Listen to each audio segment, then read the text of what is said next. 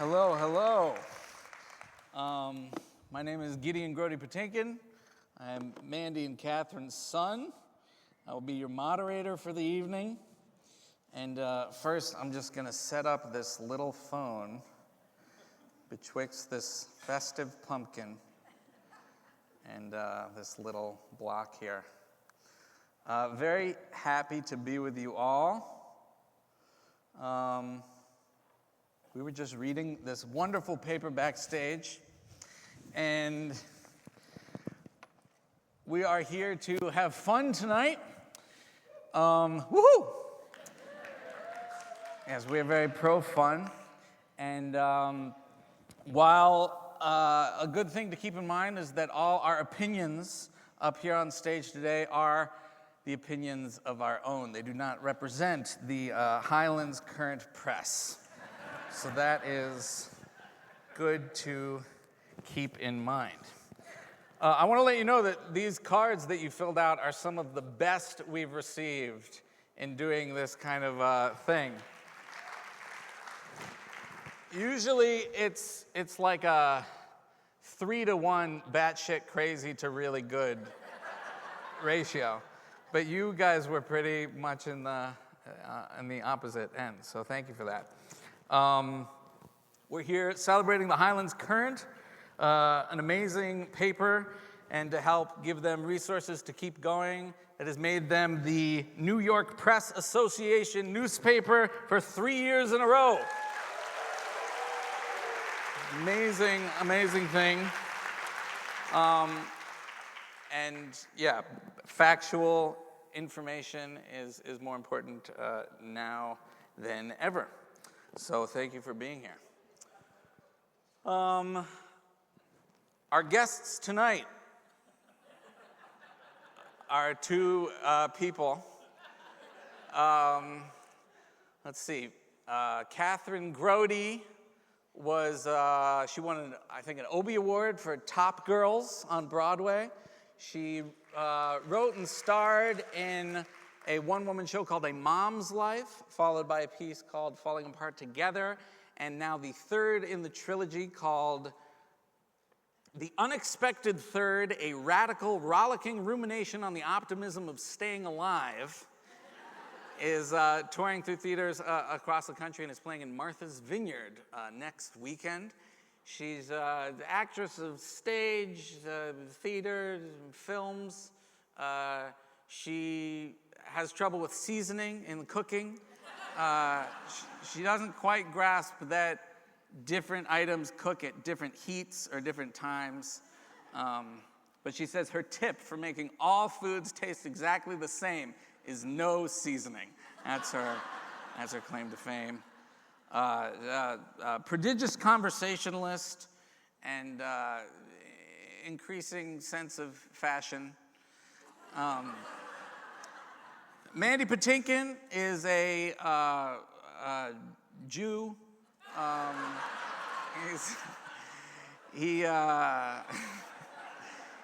He's been in television shows, milk commercials. He did a Kellogg's Frosted Mini Wheats commercial in the 60s.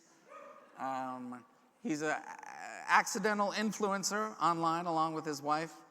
And he's been in some other shows and stuff. Little interesting fact you should know about Mandy Patinkin tonight before he walks out here is a few minutes ago, he was laying on the floor in the gymnasium on a blanket with a pillow, and we had to literally lift him to his feet because he threw his back out a couple days ago. So it is a miracle if he actually walks out on this stage. But he'll be doing it for love of the Highlands Current. And we hope that there's some doctors in the house just in case. He might need to stand at that podium or walk around or lie down. But we hope you'll come along for the ride. Without further ado, my parents, Kathryn Grody, Mandy Patinkin. And Mandy Patinkin. Dad, you too. All right, well, we got 1 out of 2. That's pretty good. That's pretty good. Hi, Mom. Hi, honey. It might be just you and me. That's okay. Okay.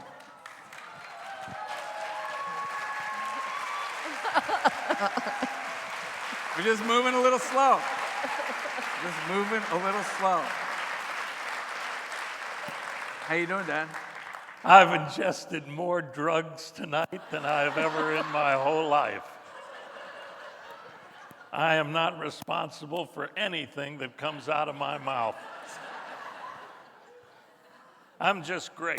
Good. Here it is. We're just going to read the whole paper for you tonight. Let me just check one thing. What do you need to check? You got a seat right over there if you want it. All right. Hell of a seat. And then you've a got hell of that, a- and you can hell of a stand podium. on the back of that? Yeah. If you want it. Yeah. You're doing great so far. Thank you. You're doing great so far. Like to Oh, boy. Do you need help getting into a shut seat? the fuck up, will you?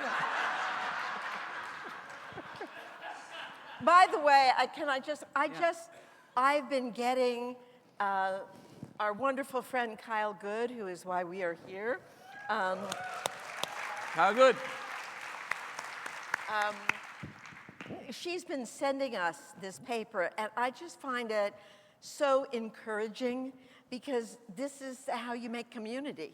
You know, you actually find out what's happening in your community. It's very wonderful. What am I, a coat rack? Yeah. Okay, it's so good to be here.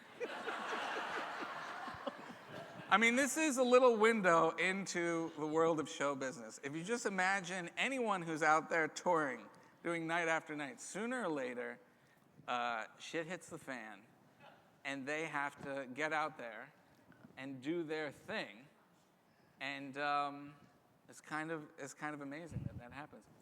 Dad, have you had other experiences in the past where you didn't think you could go out and you ended up going out?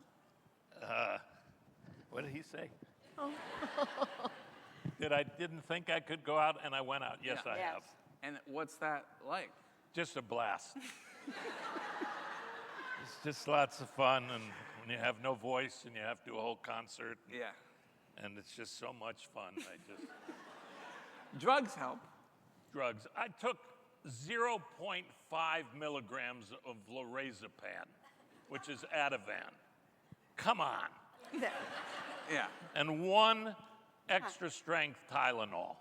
that's pretty Yeah. good. But I'm pretty sensitive. Yeah, he's very sensitive. I have more lorazepam Yeah. in the backpack. We did not let him take 2 when he told me it was Ativan, which makes you go to sleep. I keep them with me in case I have to go into an MRI machine. Yeah. Do you get nervous in the MRI? I absolutely panic. Oh, wow. Screaming panic. Some people find it very soothing. I know Uncle Mike did. Yeah. I don't mind it. I don't mind it. You're an You're MRI kidding. fan? No. What is it with I'm the not Grody? a fan, but I don't need to drug myself to get through it. Oh, well, aren't you Oh, special? aren't we? Let us not Can you move start this with. so I can see these people over here? Yeah, sure. So you can see them in the dark? Just a little. So you can just sense them? Yeah, I'm not going to use this thing. Okay. All right. Get away from me. Okay. I've got an appointment at 7:30 a.m. at hospital for special surgery. I'm hoping this guy can give me an injection from head to toe. Okay, here's a great question. I think we're just going to start off with some of your questions, lest you thought that I actually prepared questions. No, these are really good. I love these. Has doing this revitalized your love for each other?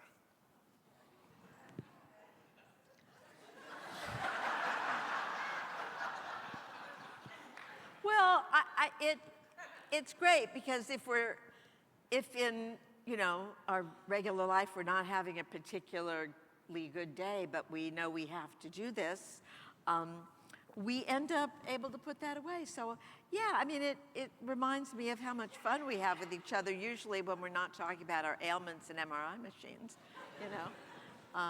Yeah. I mean, well, it doesn't need to revitalize my love for you, because that's just always there. Oh, but it does for me. Not me.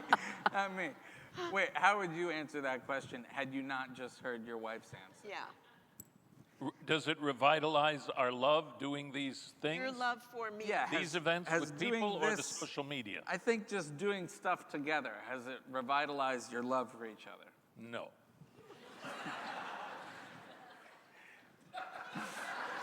Great. Next question. Because it's always Hold on. Mom would like to answer for me. Okay, great. Actually, that's a great way to approach these things. How would you have liked Dad to have answered that question? I believe what he was actually thinking, if it weren't for the drugs, he would have been able to say, it's 0.5 lorazepam. he would A hamster wouldn't be affected by that. he would have been able to say, my love is at such a high level 24/7, 7 days a week, that it doesn't need revitalizing. I believe that is what he meant.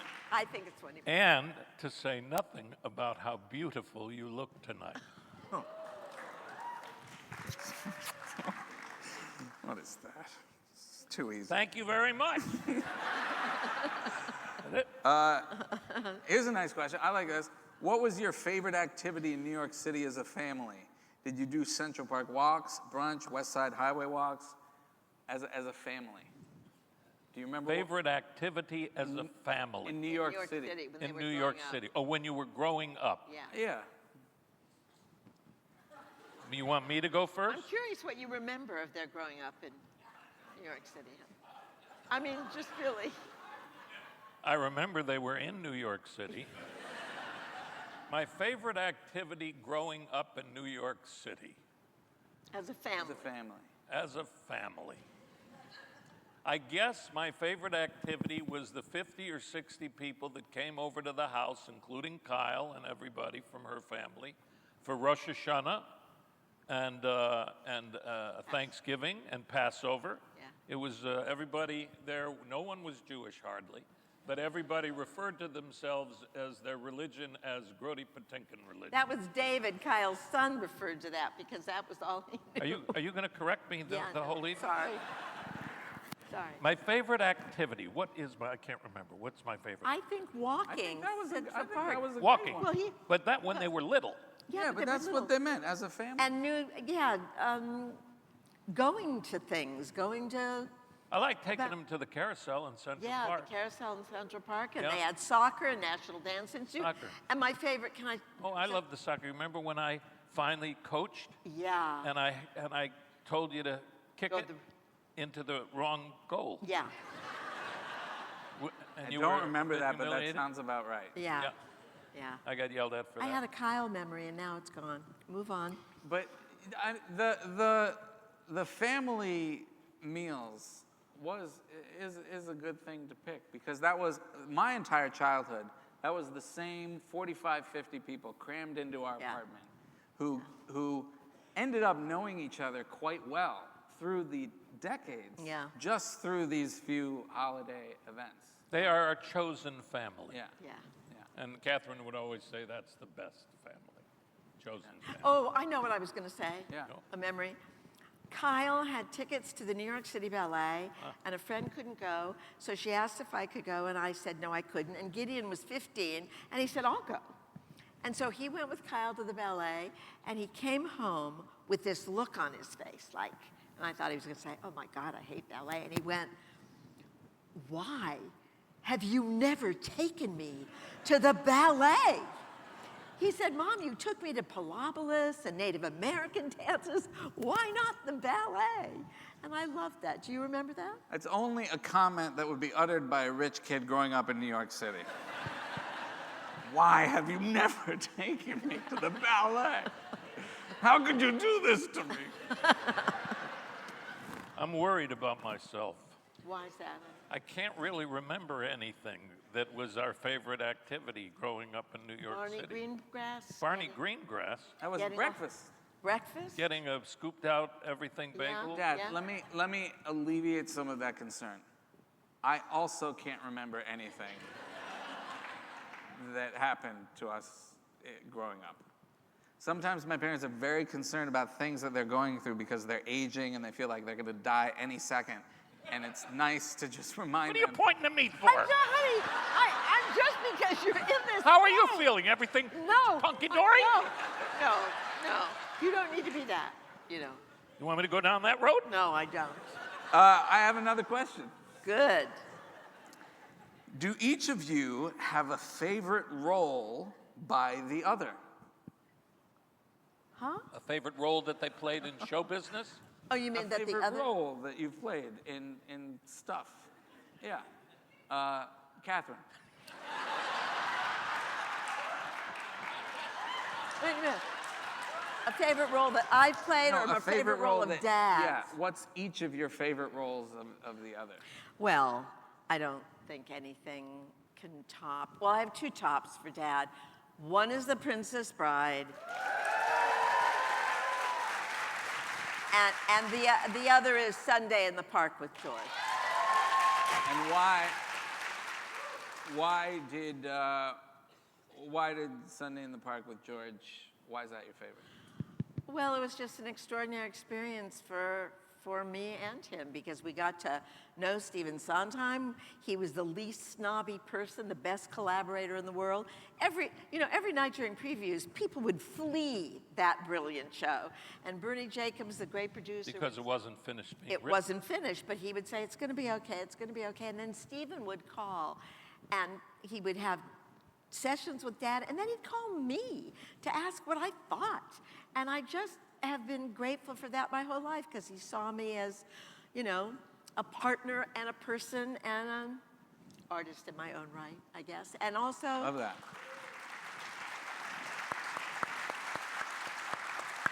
And because I think it's the greatest musical ever written, so I love it. Mandy. This is going to sound corny, but I mean it 100%.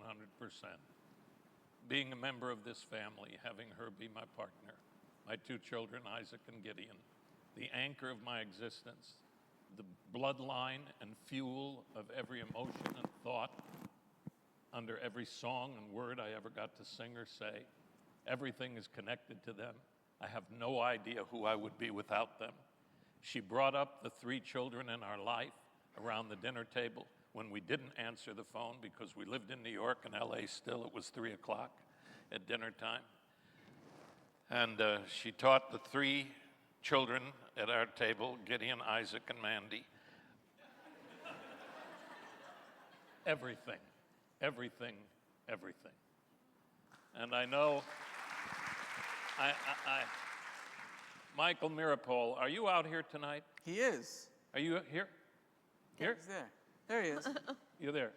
I want to tell a story because it was a seminal moment in my life. We were in our living room at 90th and Amsterdam, where we lived for 28 years, right? And I was getting ready to play your father in the book of Daniel. And I did not grow up as a red diaper baby or in that era, and I didn't know very much about it. Do you want to give a little context of what the book of Daniel was? Go ahead, hon. No, I don't. Great. It was a movie about Ethel and Julius. give me a minute, will you, please? What was his name? Julius and Ethel Rosenberg and their children. Anyway, I was looking for the connective tissue, and that's how I find how to be alive. So she had political friends, and they'd come over and talk to me about, Paul Robeson singing at Peekskill and other things. It just didn't happen. And Kathryn pulled a book off the shelf in our living room, and she started to read the letters that the parents wrote to the children, and the children wrote to the parents both ways. Yeah. That book. that your mom and dad wrote to you and you wrote to mom and dad. And I'm listening to this, and then she started to weep, and she couldn't control herself. And I had never seen that kind of connection and care and empathy toward any situation, no matter what the nature of it was, from another human being. And that moment changed my life. And that's how I knew how to get into this movie. And it was an unforgettable moment. I'm glad you're here, I'm Mike. glad you're here. We got a Glad note you're from here, you too. before, and thank you for being here.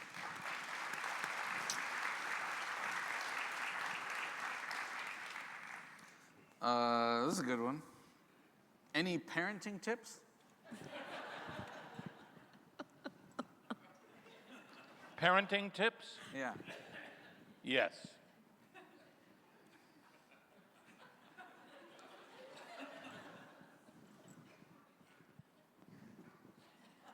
Can you expand? Tip number 1. Make love To become parents. to become parents. See, I understand my father's idiosyncratic mind. I can interpret it for you in case you're a little bit behind. Tip number 2. Yeah,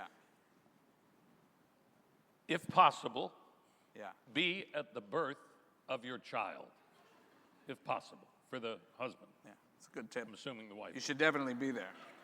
So, Number 3, yeah. no matter how long it takes, try to learn to listen.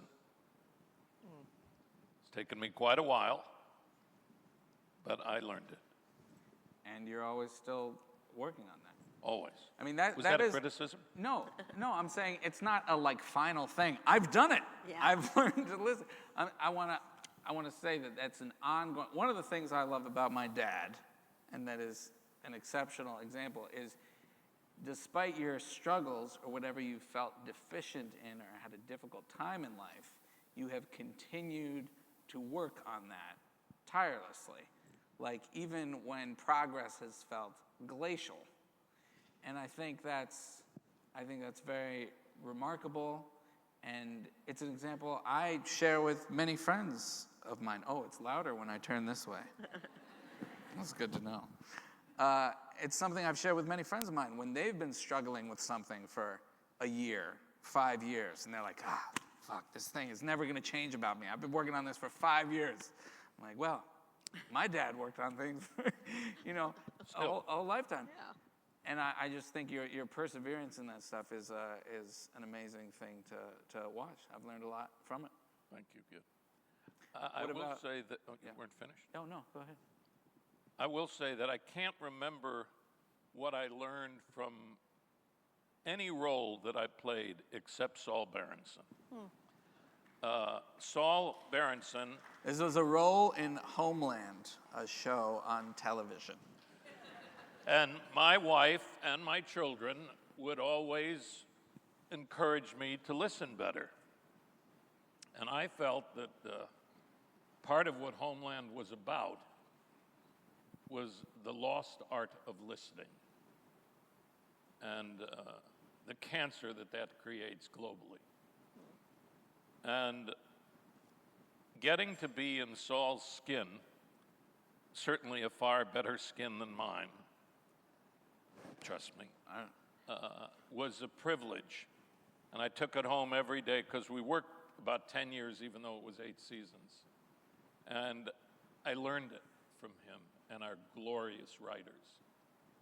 And that was a real gift to my family and to me. Every now and then, Kathryn or the kids would go, we like it when he plays that part. For whatever it's worth, I prefer hanging out with you than Saul Berenson. Yeah, me too. Mom, what about you? Any parent? Yeah, I do have one real significant one that took us a long time. So,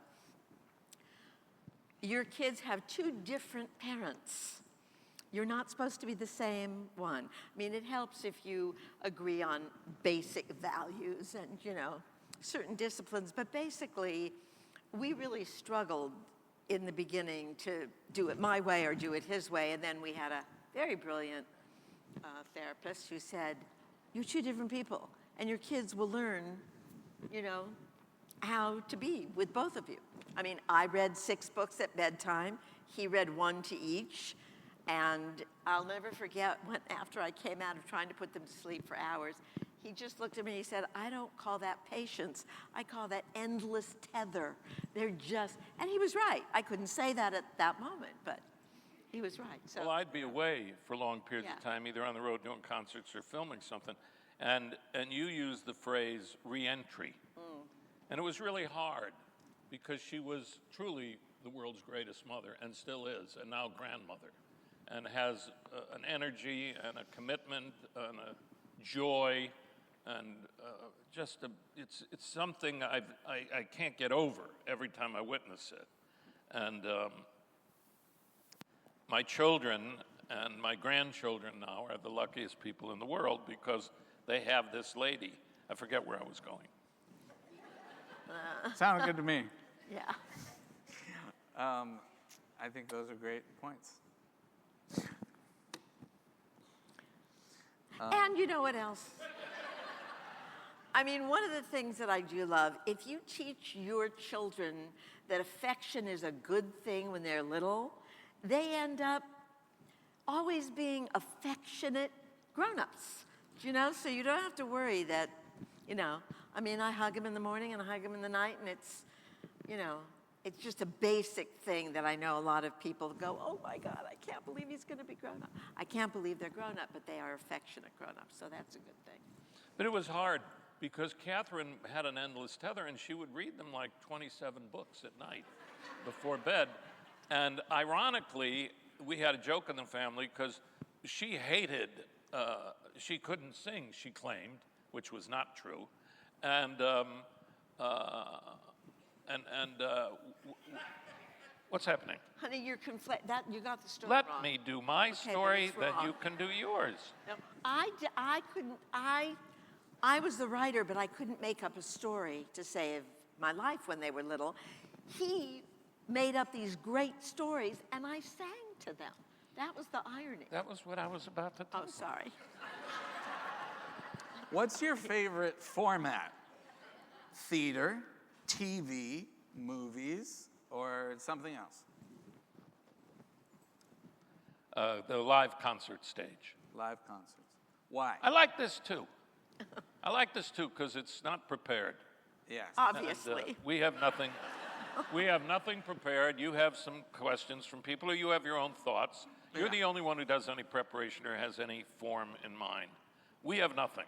Yeah. And the only rule is, I don't care what's happened, you know, whether you had a fight or whatever, just get out there. Yeah.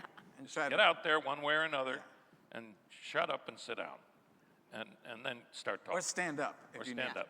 And I really like that. I love that freedom, where you're not constricted by, you know, and in many cases, the form of a great play, you know, that has, you got to do it. You got to do what it was written.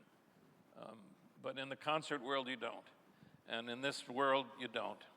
And when we do social media, which was a complete accident, I mean, never planned in our life, where we had a fight on April 16th, which is our first date. What's the matter? We got to just speed through the story just because I've heard it too many times. Never mind. No.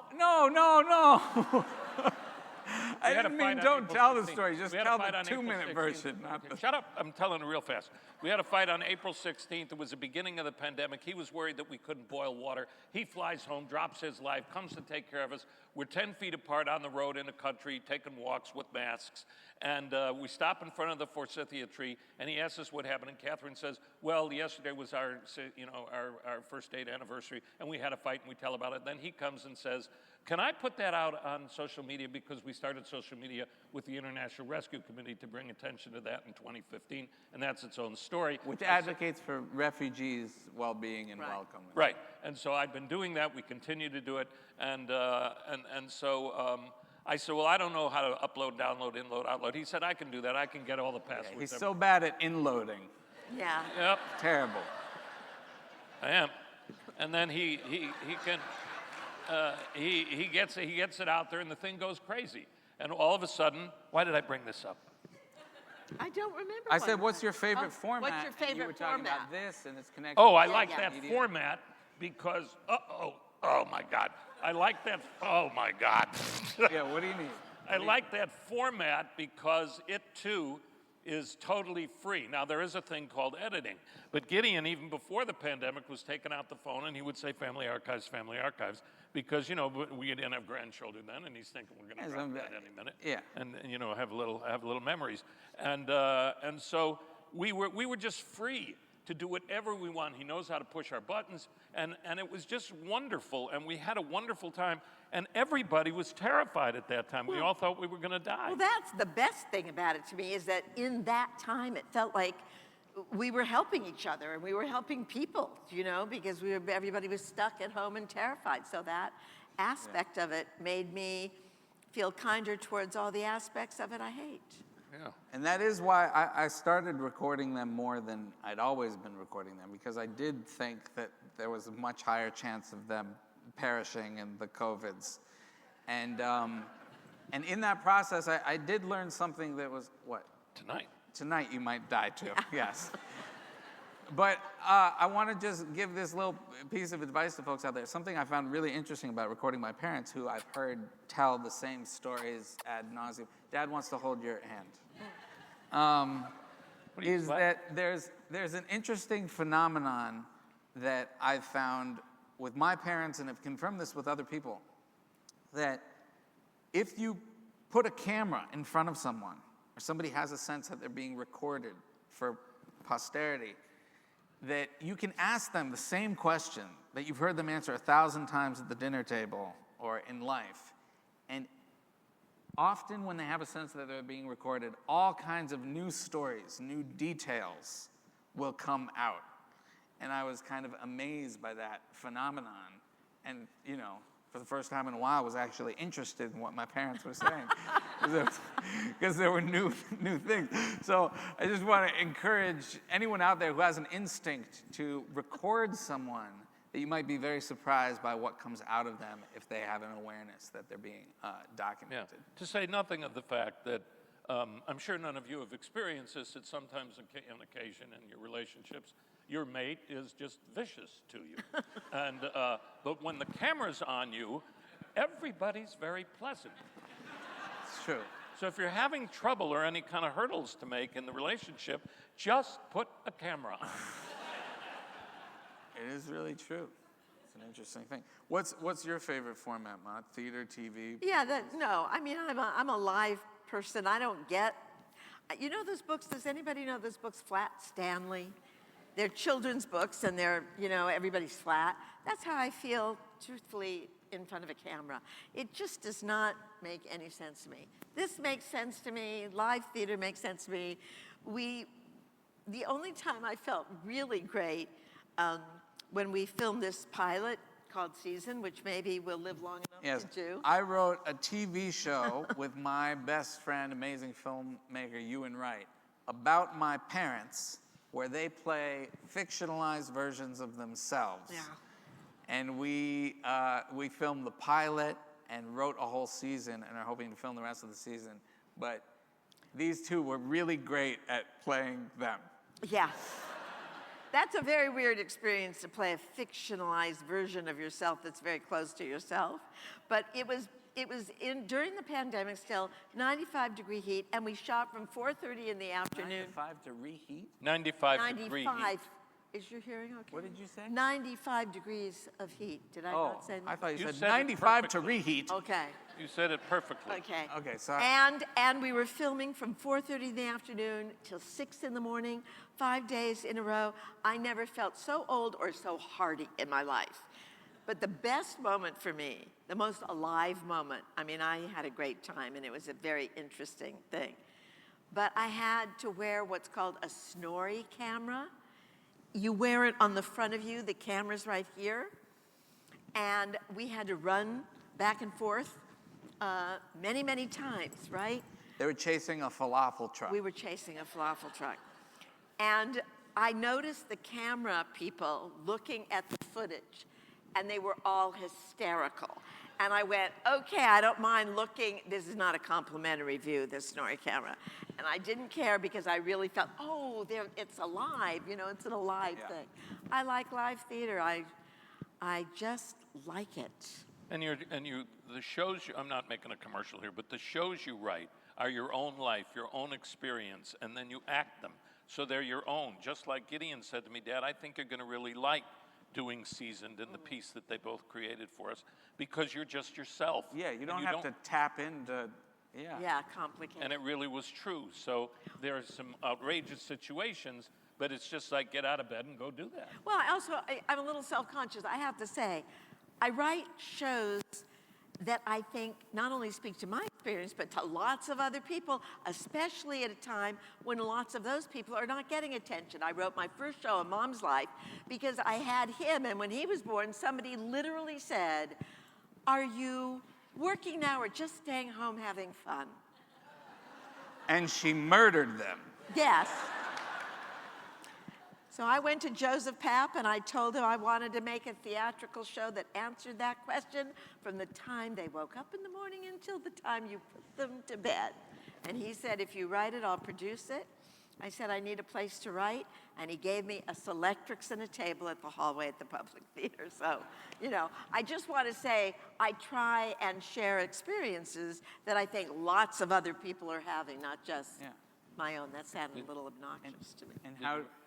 Sorry. How do you feel about doing the show that you're doing now?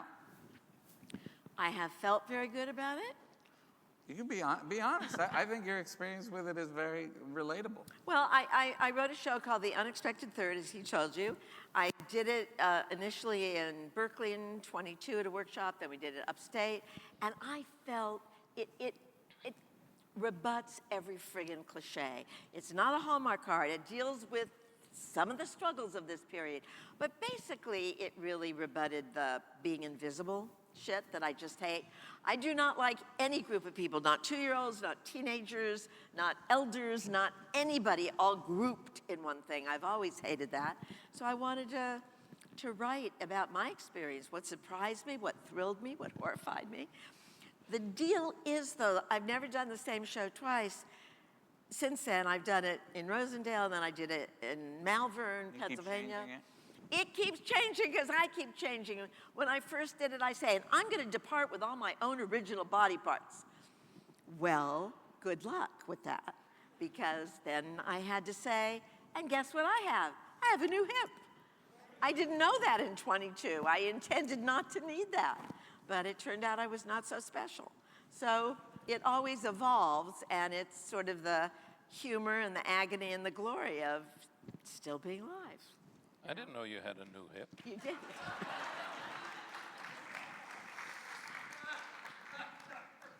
That would be A fellow hip replacement person in the audience. Actually, this is an interesting experiment. On the count of 3, if you've had a hip replacement in the audience, just make this sound. Boop. Okay, ready? On the count of 3. 1, 2, 3. All right. It's like 14 hip replacements. You didn't do it. I didn't do it. Woo. Oh, good. Good. Are you more terrified, encouraged, or what about the politics of today and our future? Yeah, should we just skip that one?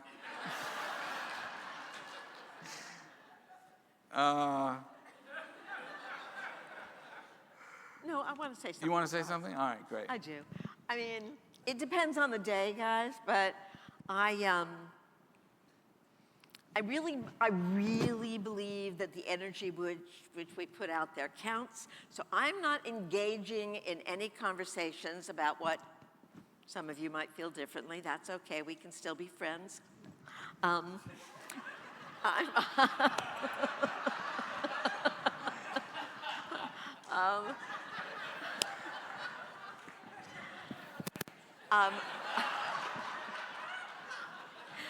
I just am going to be positive. I'm visualizing outcomes I want. I'm writing postcards. I'm knocking on doors. I'm calling.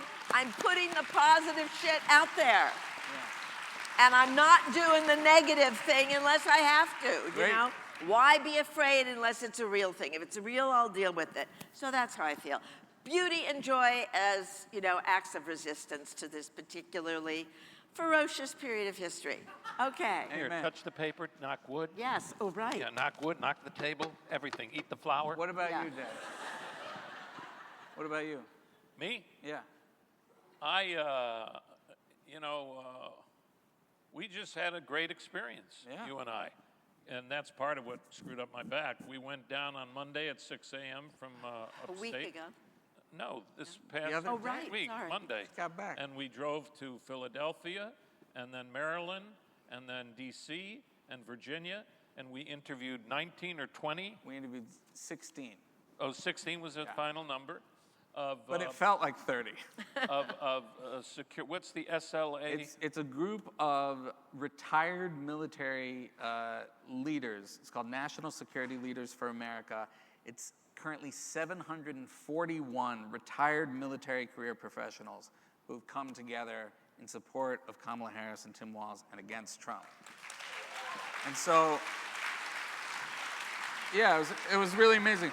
We bumped into them at the DNC. Somebody gave us credentials, and we went down there to see if we could record some positive get out the vote sentiment. And we ran into some of these military folks, and we're kind of so blown away by their passion and their clarity. And so we went down to interview a bunch of them in their homes.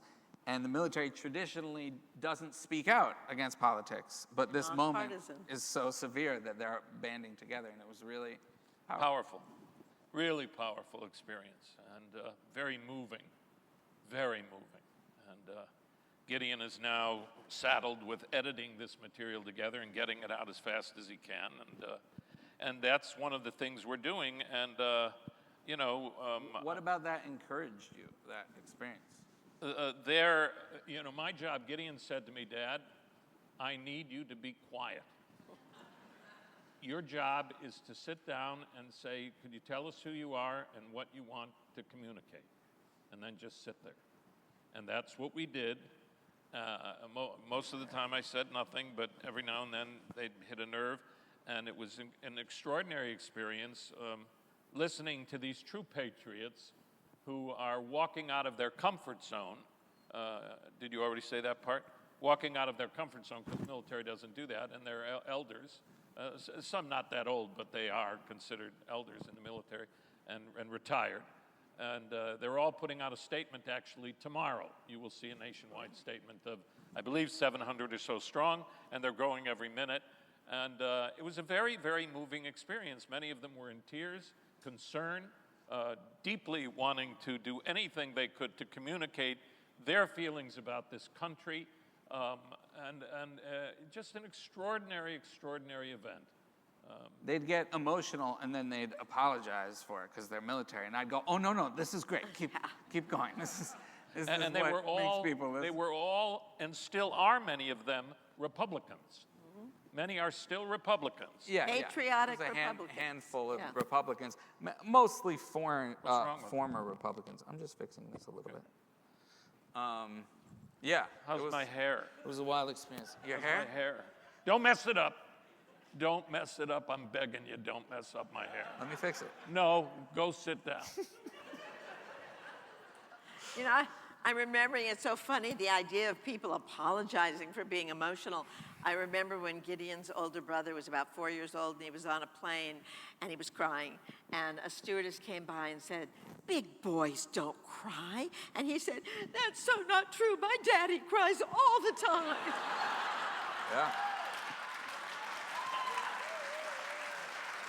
In fact, whenever my dad is crying, he often will apologize to me for it because I think he has some latent, toxic masculinity things which make him think that crying is a sign of weakness and that he should be very ashamed of it. What masculinity things do I have? My name is Mandy. I sing show tunes. What's there to be masculine? Just the same toxic masculinity all of us are dealing with in the world. But what I say to him always is, I'm actually quite jealous of his body's ability to release his emotions through tears. And if I could just have a tenth of that ability to release what I feel sometimes. I'd be a better I force. just want to add one little addendum to what we just said. I am not here to proselytize what you should vote for, who you should vote for. What I am here to proselytize is you participate in our democracy and the sacred right of voting, and you continue that and you embrace it.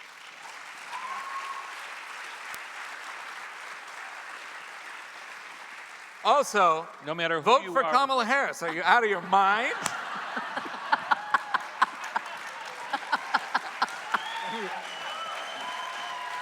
Also that. There's also that. I was trying to be subtle. I was trying to be was subtle. great. But I really do think No, your I point's long also for the good. days when we have a two-party system that can communicate with each other, reach across the aisle, get things done for our constituents. That must return. Yeah. Or more than a two-party system. Yeah, 3 would Maybe be bad. 6 parties. Yeah. Some different ideas to choose from. Anyway, Let's read from the Highlands Current. The goats of Haldane High, new mascots, munch on invasive species. I mean, that was great. I thought that was fantastic. But you know what I also love? That you guys get to see what your elected officials do or do not do on a regular basis in here. That's kind of amazing. Oh, you guys are at the bottom of the paper. Oh, right. Did This you event. not see that? at the bottom, Look what Right Dad's there. doing. Page. Oh, wow. Oh, and they put those things in. Kyle sent me one. It was a 2-page spread. I don't know why you didn't keep that going Oh, that's every fantastic.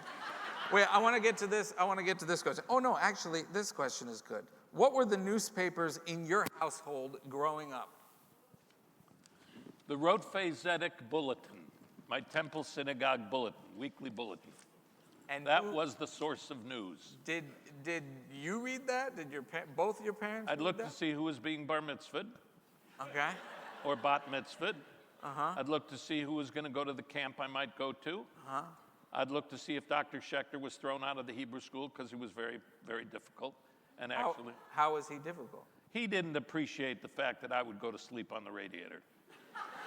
Yeah. This is really, this is an example. When I met him, I asked him if his family was political. He said, what do you mean? I said, well, are they, is your family Republicans, Democrats, Socialists? He said, they're Rhodephisedians, which is that temple that he went to. Sisterhood and Men's Club. Men's Club, That was just a very big I had no shock. idea whether they were Republicans or Yeah. Democrats. My family, I'm a Southern California Jew, which meant you do Passover, Rosh Hashanah, a little bit of Hanukkah, and you practice social justice. So his mom had to adjust to the fact that she was happy he married a Jewish girl, but not quite the kind I was. I always say that if you're a Jew from New York, if you're a conservative Jew in, I'm from Chicago. If you're a conservative Jew in Chicago, that makes you a Reformed Jew in New York and an Orthodox Jew in California.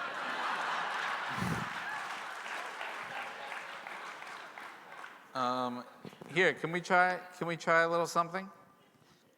Sometimes I bring some props with me. This one, I don't know what I'm going to do with that, but I thought at some point I could ding it. It's a little cool.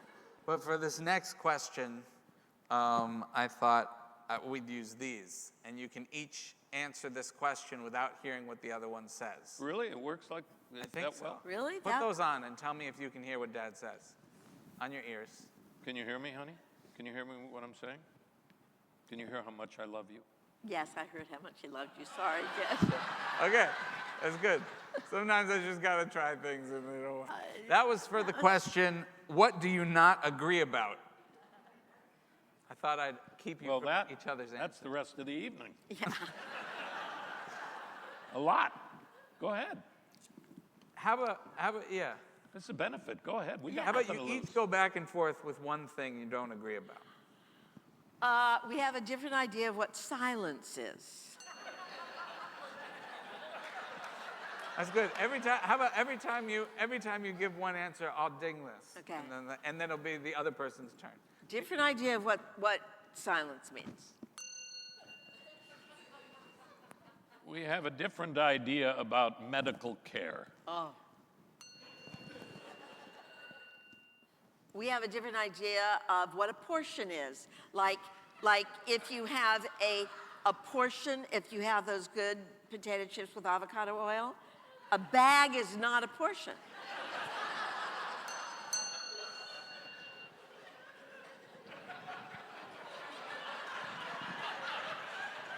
We have a different, hello? Hashem, did I say something wrong?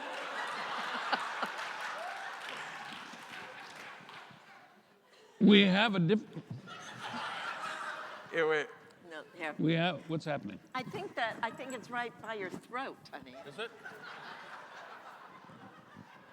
Here, why not? Here, I'll put it right. Yeah. It's a family show. You want to put it lower? Put it lower down. I'm just trying to. That was very exciting. Everybody's looking at your ass. What kind of thing is this? Here, you know what I'm gonna do? I'm gonna get it through that part. I got the shirt's a little longer than your pants. Oh. Okay, that's good. Okay, can you hear me? Yeah. So what? We have a different idea of Kathryn is going tomorrow to Boston and then to Martha's Vineyard to do her play. Gideon's car is a 2013 Subaru, and all the lights started flashing. She was going to take that as opposed to our electric vehicle, a You Ford mean the Mach-E. check engine light and all that? A check engine light and all that, as opposed to our Ford Mach-E, because I wouldn't get a Tesla if you put a gun to my head. And we suffer from electric vehicle range anxiety, and so she decided that she has a Volkswagen ID4, and we have the adapter so you can use the Tesla network, which Elon Musk chose to take a mere $11 billion from the United States to share it. So generous, the fellow, with the network that wasn't Tesla. But she has decided and said, this is my journey, let me do it, to take the electric vehicle down to Boston and over to Martha's Vineyard, back to Boston and home, and that we have a different viewpoint on.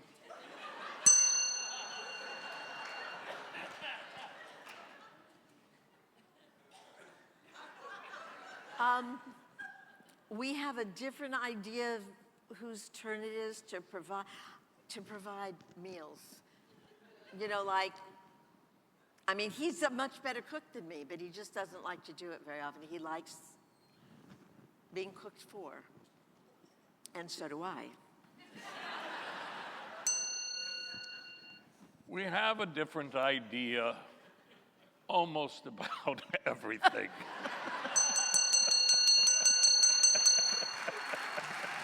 All right. Kyle Good, wouldn't you say that's true? Thank you. Don't leave me hanging out here. I'm so glad I got to use the little bowl. Yeah, I love that. Okay. Yeah. This is one of my favorite index cards we've gotten. We've done Gesundheit. I think we've done 8 of these or some amount. I don't know, I've lost count. But this is just Usually one of the we move best. around. This is my favorite kind of card. Why'd you It do says, Usually we move a little. What moves? No, nothing, honey. It's I thought you your meant own. I farted. No. this card says, my mother made your wedding cake. Oh, you're kidding. That's pretty cool. Who is your mom?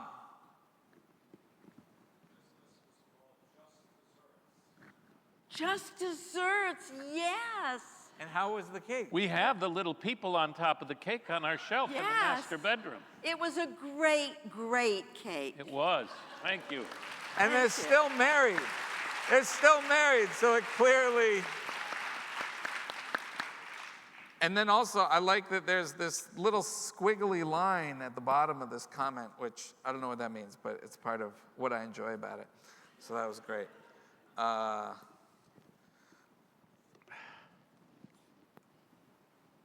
Ooh, this is interesting. For Mandy, you played Paul Isaacson in the movie Daniel. Oh, you already talked about that. Oh, well, this is still interesting. You Paul played Isaacson was the Julius Rosenberg character. right, in the movie Daniel, based on a historical figure. Did you do anything special to prepare? I told you. Oh, yeah, you did. Sorry, right. Okay. Do you ever listen to No, anything no. I say? Who does the laundry? I mean, all the way to folding and putting away. We both do. Oh my gosh.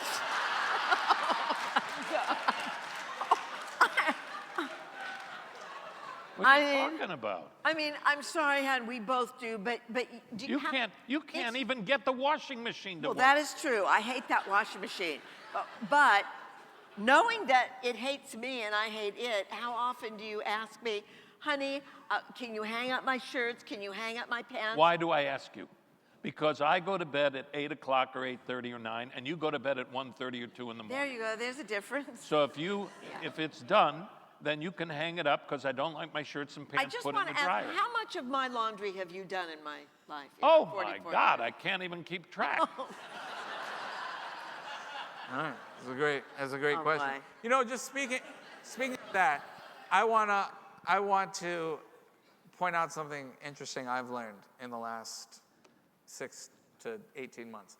A little while ago, we all live together as a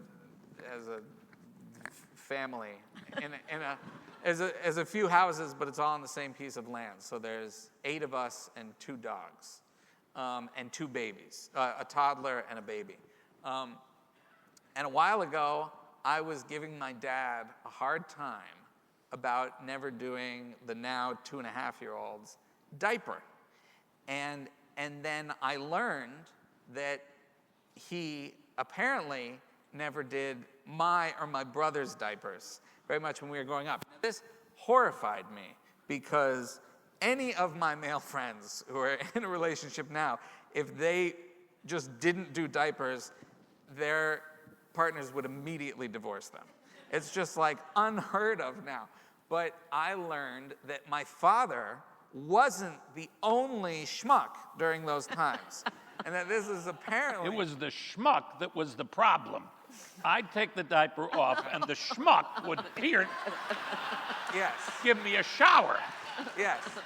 But apparently you and all your fellow male peers of this generation, not all, but apparently many, had some excuse likewise. I am not going to apologize for that. I have other qualities.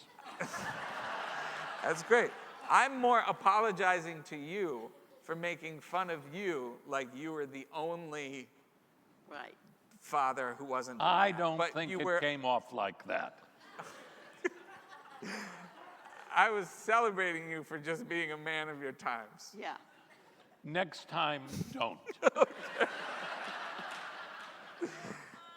What is the secret to a long-lasting marriage? Sex. Not getting divorced. What did somebody say? There was just a very sexually active individual in that. Quadrant. We have sex an average of 6 times a day. I'm so exhausted. Wait, and Ma, your thing was not getting divorced? Yeah. That was your secret to a long marriage? Yeah. I mean, it's one of the things, you know. Yeah.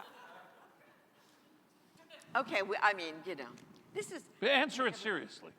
no, seriously, you know, we refer to 2 separations as our troubles, and we were driving each other crazy, and we were making each other miserable, and we found out we were more miserable apart than together, so we had to work out what was making us crazy together, and we're happier together than we were apart. Now you're just And the I right don't feel amount. that's for everybody. I feel, please, if you need to separate, do, you know? Yeah. I'm astounded that we've been together as long as we are. I mean, I'm just astounded by the sheer number of How many years? 44, friggin' 44.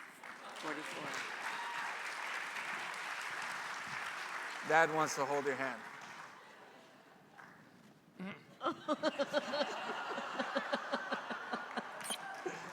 Wow. That took a lot. That took a lot. That was not easy for that man. I tell you, I love the fact that in our troubles, she, you know, we both tried to stay separate and give each other some space for things that upset us.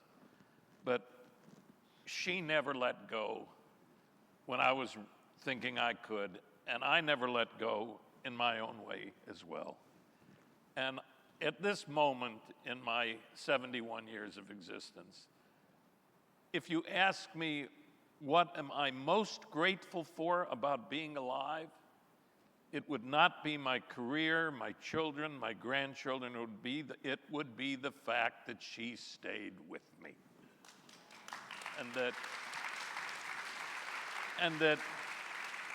And we have each other, and just that comfort of being in the other room where I don't want to hear a fucking thing she has to say, but I know she's there, and we take walks, and she has podcasts on in her ear, and I'm running a concert, and I have her always near me. And the best, hilarious thing is, we often are just so at each other's throats. And the minute I have to go to New York or hit the road, 10 seconds later, before I'm even at the airport or wherever I'm going, I miss you so much, honey. I mean, and I miss her. And so take a trip every now and then, get a, absence makes the heart, oh God. Absence makes the heart grow fonder. It really does, but it's the good luck of picking someone who would never give up on you. That was nice. That was very sweet. And I'm not just saying that because these people. I know, honey. I've said it over Recorded. and over again. I know, and I've said it too. You don't say it as often as know. I say it. You know, can we try a little something? Can we just sing a song together to Mandy for how great he's doing with what his back is going through? So it's a very simple song, okay? I'll teach it to you, and you sing it back. You guys don't have to sing because you're mic'd, okay? So I'll sing a line from the song, and then you sing it to Mandy, okay? Just the way I sing it. So the song goes like this. Hello, Mandy. Hello, Mandy. You're doing good. Sorry that your back is fucked. You're doing great. Beautiful. Wow. Wow. All right. That's gorgeous. It makes you feel better. Made me feel He was Yeah. literally, before he walked out, he was literally lying on the floor, and I had to pick him up onto his feet. I just can't believe he's Here, yeah. Mom, to you first. How do you suggest we think about ourselves once we're retired? I don't think you should ever think of yourself as retired. I mean, even if you stop doing whatever work you did, you're not retired from being alive. You're not retired from being curious. You're not retired from finding something new. I have a friend, Rachel Jenkins. She's unbelievable. She was a therapist for 39 years. The pandemic happened. She stopped doing that work. She's an incredible poet. She discovered she's a painter, and I mean a really good painter. I can never get over it. She never picked up a paintbrush. No, pandemic, what am I going to do? You know, so I don't think you should retire from being human. You should just expand and take that opportunity of more time to have fun, to take up anything that's new.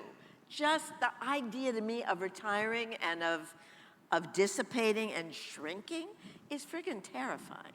And I just resist that idea. You want to be closer to me? Would you like me to be closer to you? I would. Well, Did you see the flowers I got you? yes, honey. They're here. Just do this. I really Did you read like the card? Yes, the card's beautiful. He did not get her these flowers. No. Do you have any ideas What on did the that card say? question? It's, I love you. Here's some flowers. Do you have Do anything? you have any thoughts on that, Dave? Retirement. How do you feel about retirement? I know you're here. I can't retire. Till the day I die, I want to, I got to work till the day it's over. I want to die on stage or in front of a camera or a microphone or right here tonight. He did think that was a possibility. There was a lot of Always discussion. a possibility. And the reason I love it is because, you know, I'm very blessed and privileged, pardon me, with the things I get to do. But and certainly live concert venues are my favorite, but really the lifeblood of it for me is the addiction to structure, to rest, diet, exercise, learning those lines that are hard if you've been away from it for a while, and then it gets easier and easier. And I've proved it to myself. Just like you're lifting a weight and you can't do it, then all of a sudden you can do it because your brain starts making extra cells. And I think I've heard many people, it's very good for Alzheimer's. I've heard being a monk is very good, and meditating, for Alzheimer's, not to get Alzheimer's. I've heard Broadway show tunes are very good to avoid Alzheimer's, and therefore because of the number of lyrics and verses. And I would encourage all of you to find something, even if you're, look, we have friends that have retired, and the classic statement is, I'm busier now than I've ever been. I'm playing golf, I do pro bono work, I play bridge, we go to cultural events, and they're thrilled. But I would also encourage that you learn something and memorize it, and put it as part of your daily routine. Just like diet or whatever else. You don't have to memorize a lot, but just repeat it every morning, every night, until you build it up. And I believe that it has a positive effect. I've heard it, and I'm praying that it's right. Right on. I'd like to try something. Let me see if this mic works. Hello? Hello? Yes, it does. I'd like to ask you guys a question from the audience. And how we're going to do this is we're just going to do one word per person. So don't so much worry if it makes sense or not, okay? This is going to be a sort of a surrealist, abstract poetry question, okay? And Mom is terrified. I'm not saying this will work. I'm just saying we're going to do it. So if I put the mic in front of you, you just ask one word of this question, and we'll know when we're at the end of the question, or I'll know, okay? So, first word. No.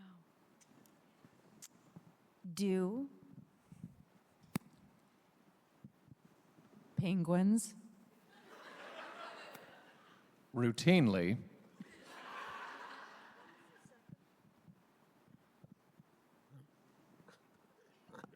exercise color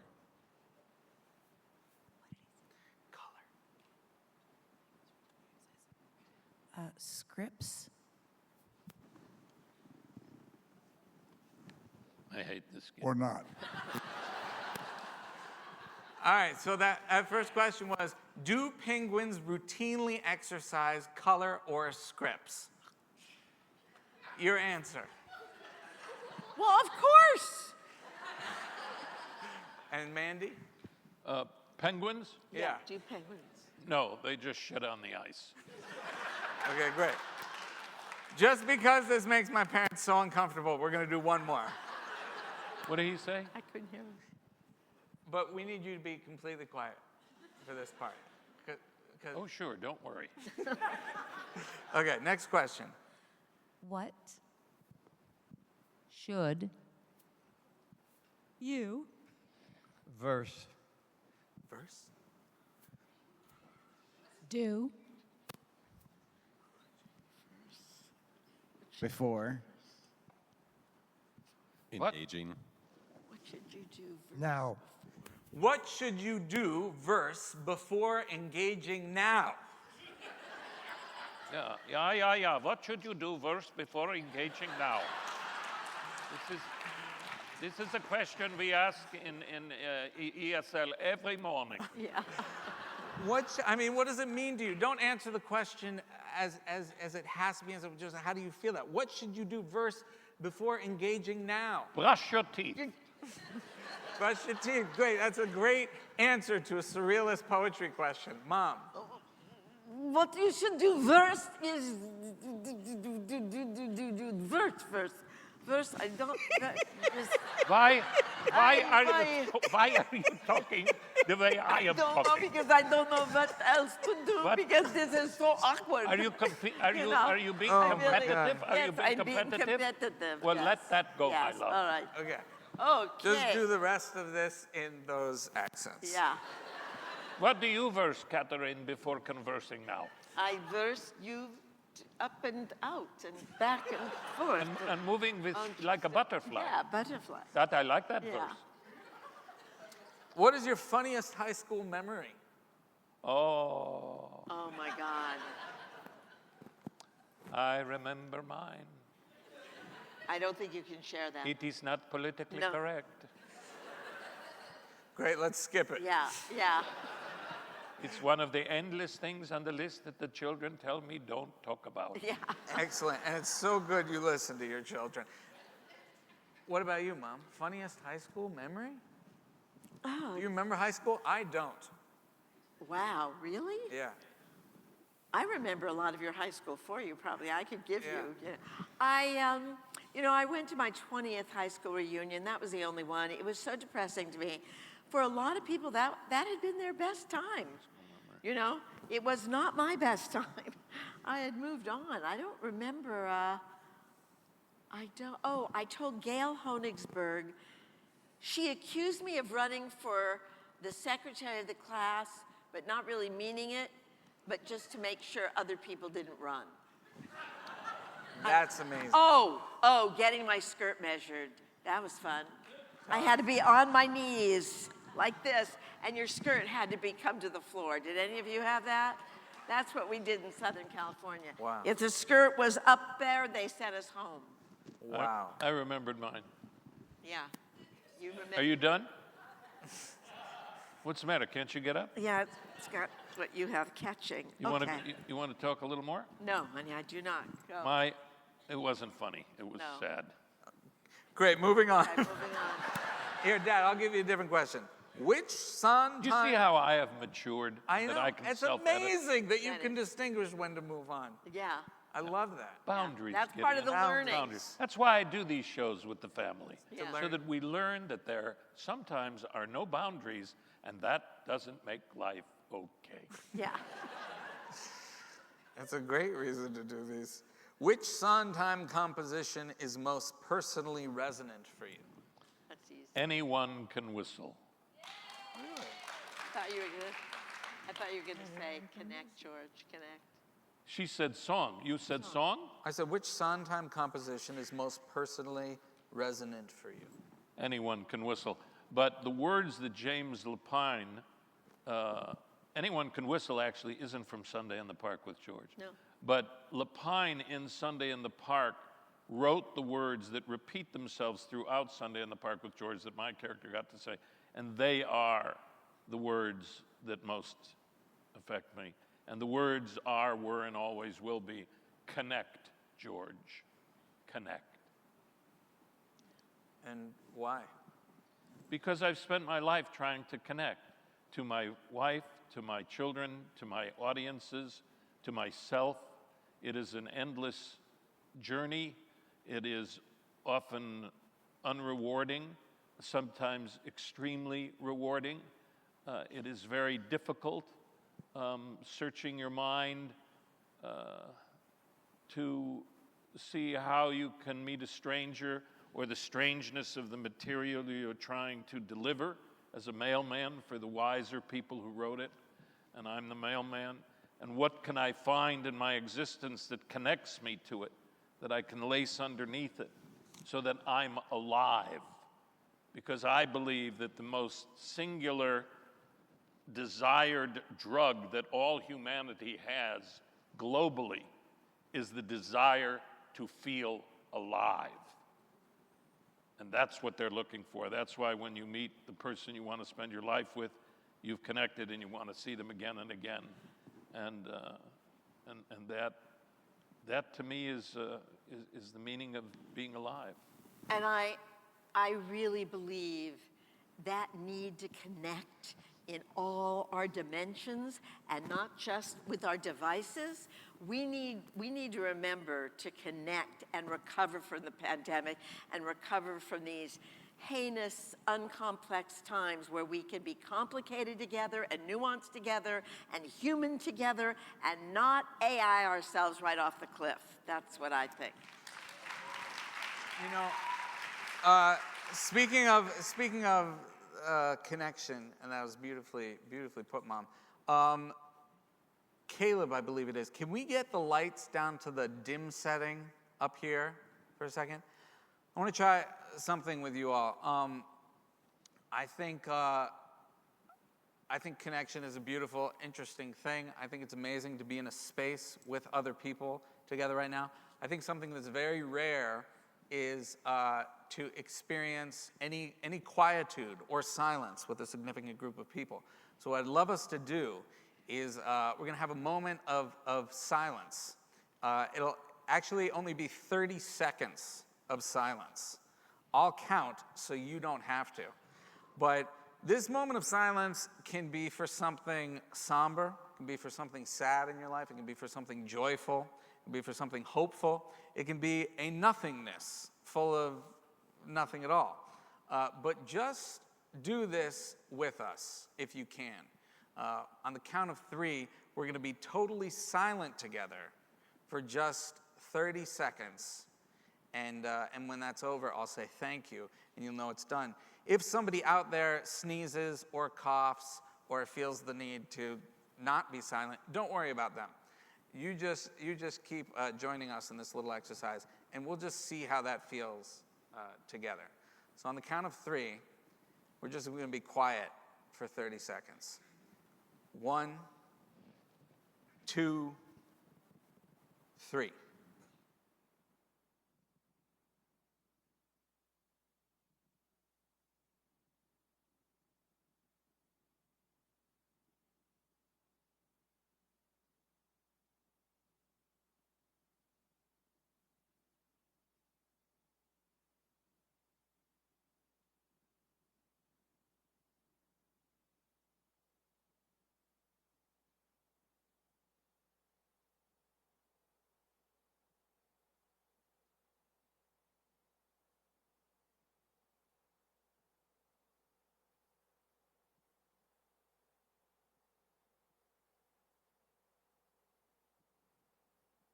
Thank you.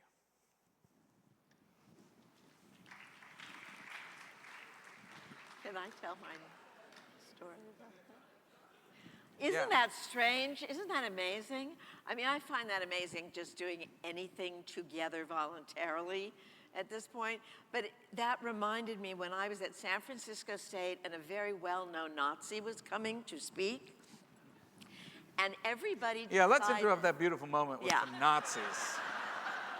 Let's just bring Nazis into this space. But this was such a great way of resisting him. It's the opposite of the beauty that I felt being able to be trusting and silent with all of you, even though I know it was probably uncomfortable for some. But we decided that we would wear yellow armbands, and 500 of us went into the auditorium, and we decided we would not respond. We would be totally silent because this guy fed off hysteria and grotesqueness. And we all went in there. We were totally silent. He started saying this garbage, and then he fled within 10 minutes. So it's funny when you think of different tools that are powerful, you know, in terms of... I just think if every single person that ever was sent to war just sat down and said, no, I won't go, that would be really a wonderful thing. I don't know. Dad, how did being quiet with a room full of people feel for you? I love it. I just love quiet. I'm not the extrovert people might think because I'm a performer. I long and live for quiet. I take a road trip. I put nothing on the radio. I listen to no podcasts. I know. I've taken road trips with you. I love the quiet because there's so much noise and so much noise in my head. And I desperately need to hear quiet. I once gave him a birthday gift, And after the day was over, I said, "Did you notice your gift?" And he said, "Yes, I did. I loved it because I was quiet all day long."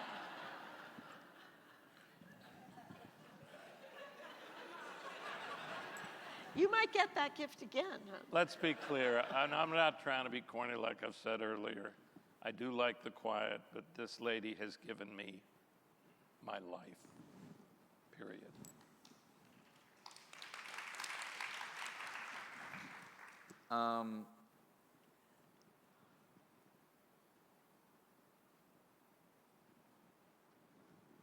This is an accidental moment of quiet. Is it inappropriate for me to ask you? Yes. No, I'm just kidding, Dad. What?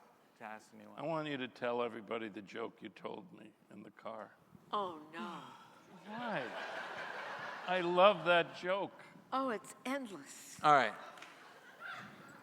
Endless to you. I don't get jokes. I don't get the whole Well, All right, you guys want to hear a joke real quick? All right.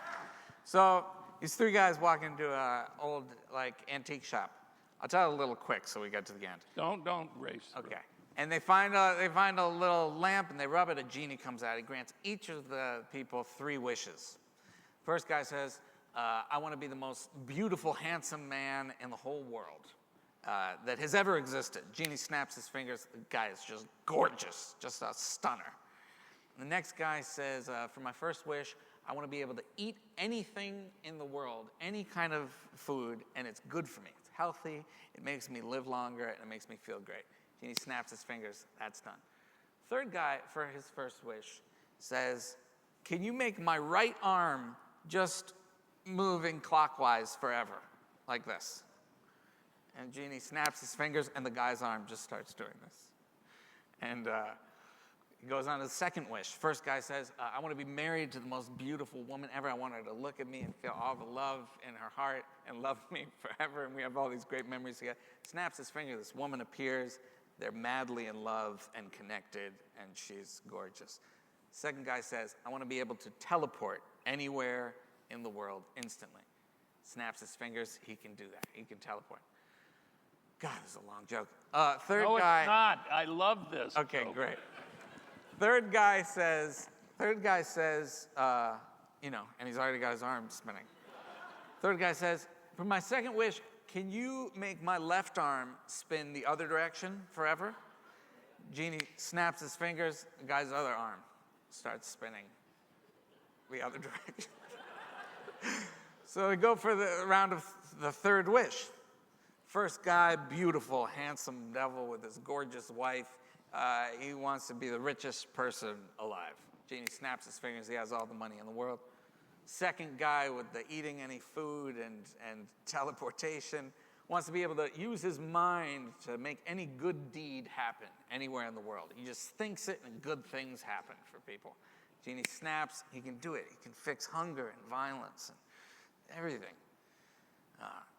And the third guy, he says, "Can you make my head just nod up and down like this forever?" And Genie goes, "All right." Snaps his fingers. The guy's head nodding up and down. The 3 guys in the place, they agree to come back to that store in 20 years. They make a pact. 20 years go by. They all meet up there, and they check in with each other. First guy says, "My life's been incredible. I'm still in love with my wife. Look at me. I'm amazing still.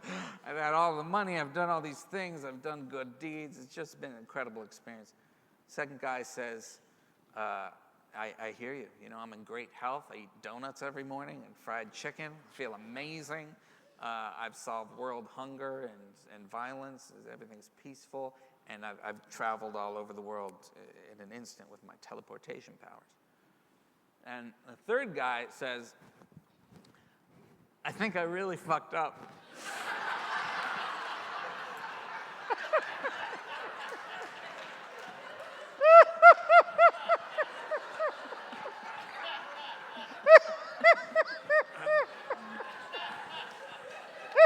Now, if you're out there and you're like my mother and you think that joke is so stupid, you have my sympathies.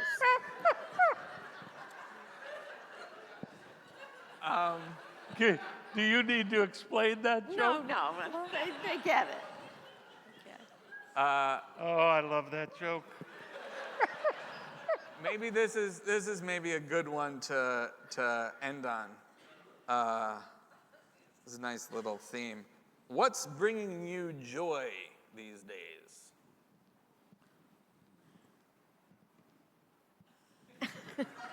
I have an answer. Do I get? You want to go first? Please. Yeah, you can Our both. grandchildren. Your grandchildren. Yes. Yeah. Tell me about that. Well, I love changing diapers. I love seeing him. I love listening to him talk and learn faster than an AI computer ever could. I love seeing my older son find his purpose in life, which was always to be a parent, and that being realized.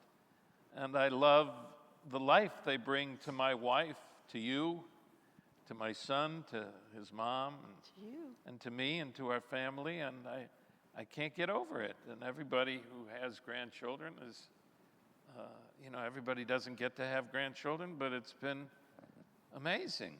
And it's the joy of my life, really. The other stuff is work or challenge or whatever, but these two little creatures are, no matter what's going on in the world, are just full of wonder, and they just can't stop drinking it in and saying, there's a UPS truck, and there's a tractor, and there's Ginger in the mail truck, and they're just so alive. Love that. It is, of course, that, though I'm still utterly stunned that I'm a grandparent. It's what is particularly joyful is how the 2.5-year-old reminds me of the wonder that we all so easily forget. Just seeing him the first time he felt rain come down, and he was like, and I get joy every day from him reminding me, Grangie, it's fall, look. The leaves are yellow. It is that sense of joy. And just the fact that I'm breathing, and while there is breath, there is possibility of more joy. And that living in the layers, not in the litter, Stanley Kunitz, just the fact that there's possibility of good things happening, still living to see the world right itself, and participating in making that happening when he goes, look what we could be, So Can I add one other thing? Yeah. That was beautiful. It's also the miracle of this thing called life. We lost from a glioblastoma, a brain tumor, after 6 months on February 28th, I believe it was, or what was the date? I don't know. Yeah. The anchor of our family, the heartbeat of our family, the keel of the family's boat, the joy, the teacher. He was a monk, and he will be with us forever. And we were all with him, and Gideon and Isaac both took care of him in a hospice situation. Mom's brother. Mom's brother, with the monks at the monastery. And God Almighty, we've never loved anyone like this, the most important person in our lives. And while this loss was slowly happening at a very rapid pace of his brain, literally, our now 2.5-year-old grandson, who was, 2 or 1 plus something, was learning faster than could be. And Kathryn would be weeping, and then she'd be holding him and laughing. And he would recover all of us into existence. And it was such a window into, I guess, the meaning and the privilege of being alive. And it just left me speechless often when I would witness it in the midst of the parts of life that are equal parts of life, life transitioning and life coming in. Go ahead. Well, it's just the bookends of being human, I think. Tremendous joy, tremendous sorrow and grief, and then you get to make what you can of everything in between those two ends, So that is what I want to hold on to, all the messiness of it, because I am so friggin' pissed about the way we are just surrendering to becoming the machine, because we can't manage to live together and glory in this earth. So that Bring is it back to the beautiful children. I am We're tying up the show. celebrating. End on that note. End on that I note. want to emphasize the messy beauty of all us humans and not surrendering to becoming the AI thing. Okay, that's Anyone can whistle, that's what they say, easy. Anyone can whistle any old day, easy. It's all so simple. Relax, let go, let fly. So someone tell me why can't I? I can dance a tango, I can read Greek, easy. I could slay a dragon any old week, easy. What's hard is simple. What's natural comes hard. Maybe if you'd show me how to let go, lower my guard, learn to be free.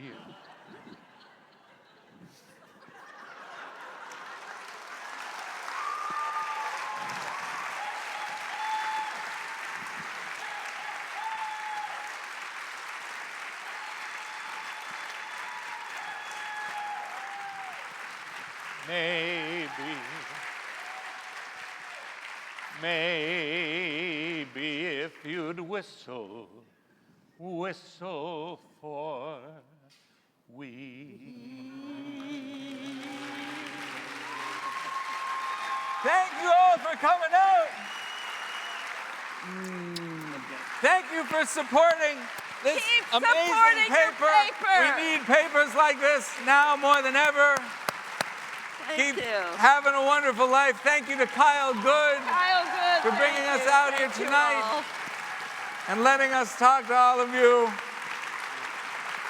Give all your money to this paper. Give all of it. And then find more money and give it to this paper. But seriously, it was a real pleasure to be here and to support this and be with all you. Thank you guys so much. Thank you.